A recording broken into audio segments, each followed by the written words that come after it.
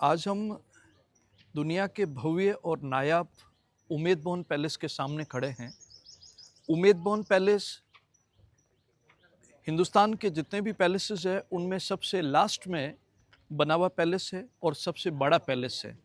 बड़ा बोले तो इसके अंदर टोटल रूम्स है 343 और लास्ट बोले तो 1943 में कंप्लीट हुआ। सभी लोगों को ये पैलेस देखते हुए आश्चर्य होता है कि इतना बड़ा पैलेस जोधपुर महाराज साहब को बनाने की कहाँ जरूरत पड़ी।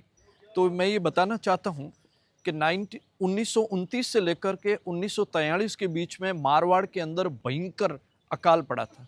इतना अकाल पड़ा कि यहाँ पर खेजड़ी और दूसरे जो पेड़ है उसकी छाल पीस करके उसकी रोटियां बना करके खानी पड़ी। ऐसे टाइम में जो मवेशी वाले लोग हैं, जो भेड़ बकरी गाय भैंस पालने वाले लोग हैं, वो सारे के सारे मारवाड़ छोड़ करके चले गए। और जोधपुर के महाराजा उमेश सिंह जी ने हिंदुस्तान के उस जमाने में जितने भी रजवाड़े थे उन सभी राजे महाराजाओं को अपनी तरफ से पत्र लिखे कि आपके पास ये मवेशी लेकर के हमारे मारवाड़ के निवासी जो आ रहे हैं, मेरी आपसे हाथ जोड़ के रिक्वेस्ट है, आप उनको मवेशी वाले नहीं सोच करके और आप ये सोचिएगा कि जोधपुर के महाराजा उम्मेद सिंह आपके पास आ रहे हैं। तो उन लोगों ने उनके लिए खाने पीने की और पशुओं के चारे की व्यवस्था करी। लेकिन पीछे जो लोग बचे हुए थे उनके लिए उन्होंने अकाल रात कार्य शुरू किया, जिसमें 4500 मजदूर पर डे काम करते थे और उन्होंने 14 साल तक काम किया।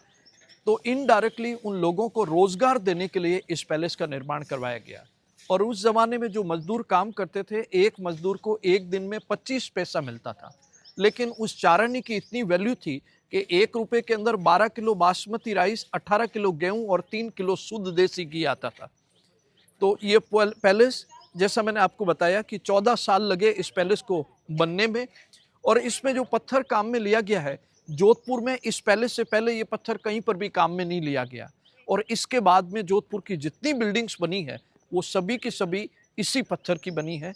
तो ये यहाँ का लोकल सैंडस्टोन है, छितर की पहाड़ी के ऊपर बना हुआ है, इसलिए इस पत्थर को छितर का पत्थर कहते हैं। और ये सौभाग्य से इस पे किसी भी तरह का कोई कलर नहीं किया हुआ, नेचुरली पत्थर का कलर ही ऐसा है और इतना स्ट्रॉन्ग पत्थर है जिसका ये पैलेस बनाया गया है।